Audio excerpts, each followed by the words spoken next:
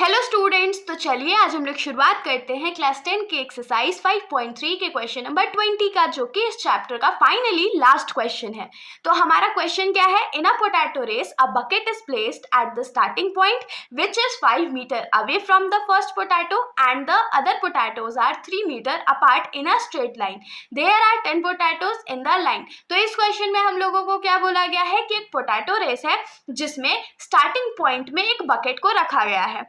अब उस बकेट से 5 मीटर की दूरी पे फर्स्ट पोटैटो को रखा गया, उसके बाद 3 मीटर के बाद सेकेंड पोटैटो, फिर 3 मीटर के बाद थर्ड पोटैटो, ऐसे करके सारे पोटैटोज को 3 मीटर अपार्ट रखा गया है और सारे एक स्ट्रेट लाइन में। और टोटल नंबर ऑफ पोटैटोज जो है, जो कि रेस में यूज हो रहे हैं, वो कितने हैं? तो 10 पोटैटोज हैं। इसका फिगर एनसीईआरटी बुक में आपके बहुत अच्छा से दिया हुआ है, तो आप लोग वहां से भी देख सकते हो। बाकी इस क्वेश्चन में आगे हम लोगों को क्या बोला है? अ competitor starts from the bucket, picks up the nearest potato, runs back with it, drops it in the bucket, runs back to pick the next potato, runs to the bucket to drop it in, and she continues in the same way until all the potatoes are in the bucket. What is the total distance the competitor has to run? तो इस question में हम लोगों को आगे क्या बोला गया है कि एक कॉम्पिटिटर है, या जिसको आप प्लेयर बोल सकते हो, वो प्लेयर है, वो अपना गेम जब शुरू कर रही है तो वो बकेट से शुरुआत करती है। वो बकेट्स में सबसे पहले जो पोटैटो आ रहा है, जो कि 5 मीटर के डिस्टेंस पे है, उसको पिक करती है, उसको उठा करके बकेट में डालती है। फिर वो वापस जाती है सेकेंड पोटैटो के पास, सेकेंड पोटैटो को उठाती है, फिर बकेट के पास वापस आती है, उसको वहां पुट करती है।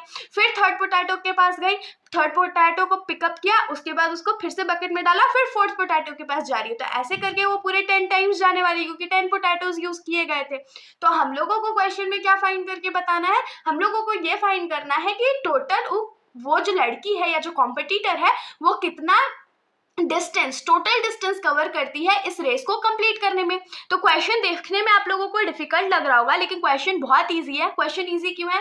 क्योंकि देखिए, ये जो हम लोगों को गिवन है, इसमें ना हम लोग एक एपी फॉर्म कर सकते हैं। कैसे कर सकते हैं? जैसे कि पहला डिस्टेंस ऑफ फर्स्ट पोटैटो हमारा क्या है? 5 मीटर है। सेकेंड पोटैटो का डिस्टेंस क्या हो जाएगा? तो 5 + 3 कितना होता है? 8 मीटर हो जाएगा। फिर जो थर्ड पोटैटो वो किस पे होगा? तो 8 + 3 11 मीटर पे होगा। तो इसमें हम लोग फाइंड आउट कर सकते हैं। तो हम लोग यहाँ पर थोड़ा सा लिख लेते हैं। हम लोग लिखेंगे the distance of the potatoes can be written in a AP. तो जो पोटैटोज का डिस्टेंस है उसको हम लोग एपी में लिख सकते हैं। कैसे लिख सकते हैं? तो जो पहला डिस्टेंस था वो 5 मीटर था। फिर जो सेकेंड डिस्टेंस था उसको हम लोग क्या लिख सकते हैं? 8 मीटर लिख सकते हैं, क्योंकि वो 3 मीटर्स और दूर पे था। तो 5 + 3 क्या हो गया? 8 मीटर हो गया। फिर जो नेक्स्ट डिस्टेंस था वो 8 + 3 11 मीटर हो जाएगा। फिर जो नेक्स्ट डिस्टेंस था वो 11 + 3 14 मीटर हो जाएगा। और ऐसे करके ये 10 पोटैटोज के लिए कंटिन्यू होने वाला है। तो हम लोग यहाँ से क्या लिख सकते हैं? द एपी विल बी, जो हमारा एपी होगा वो क्या होगा? 5 8 11 14, और ऐसे करके ये कंटिन्यू हो रहा है। अब इसमें से हम लोग क्या क्या वैल्यू फाइंड कर सकते हैं? तो हम लोग फाइंड कर सकते हैं कि ए का जो वैल्यू है वो 5 है, डी का वैल्यू जो वो क्या हो जाएगा? तो second term minus first term, जो कि 3 होने वाला है। नंबर ऑफ टर्म्स कितने होते हैं? टोटल डिस्टेंस कितना होता है भाई इसका? तो क्योंकि 10 पोटैटोज है तो वो 10 बार दौड़ने वाली है, तो ये जो सीक्वेंस है वो कितने तक चलेगा? तो इसका एन जो है वो 10 होने वाला है। अब हम लोग को टोटल सम फाइंड करना है, मतलब कि टोटल डिस्टेंस फाइंड करना है। तो एस एन का जो वैल्यू है वो हम लोग अभी फाइंड करेंगे। तो चलिए इसको फटाक से फाइंड कर लेते हैं। तो हम लोग जानते हैं कि एस एन का जो फॉर्मूला होता है वो होता है n/2 × 2a + n-1 × d। ये हमारा एस एन का फॉर्मूला होता है ना। अब जो जो वैल्यूज हम लोगों को पता है वो हम लोग पुट कर लेते हैं। जैसे एस एन = क्या हो जाएगा? n के जगह 10 पुट करेंगे, फिर 2 × a हमारा क्या था? तो 5 था, प्लस n क्या था? तो 10 - 1, और d हमारा 3 था। तो ये क्या हो जाएगा? 10 और 2 को हम लोग कट कर सकते हैं 5 टाइम्स में। तो ये 5 × 2 5 10, प्लस 10 में से 1 गया तो 9 × 3।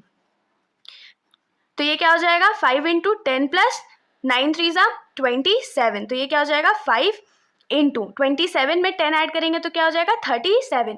तो हम लोग 37 को 5 से मल्टीप्लाई कर लेते हैं। तो 7 5 35 हो गया, 3 5 15 और 3 18। तो ये क्या हो जाएगा? 185। तो जो वो डिस्टेंस कवर करने वाला था कॉम्पिटिटर वो कितना था? तो 185 मीटर्स। तो हम लोग यहाँ क्या लिख सकते हैं? Therefore the total distance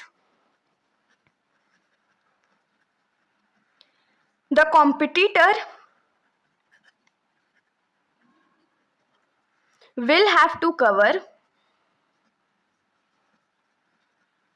will be कितना हो जाएगा, तो 185 मीटर। ये हमारा आंसर हो गया। तो इसके साथ हमारा ये जो सॉल्यूशन है यहीं पर खत्म हो जाता है। अगर आप लोगों को कोई भी डाउट हो तो आप लोग बेशक कमेंट सेक्शन में पूछ सकते हो, वरना हम लोग फिर नेक्स्ट चैप्टर में मिलेंगे।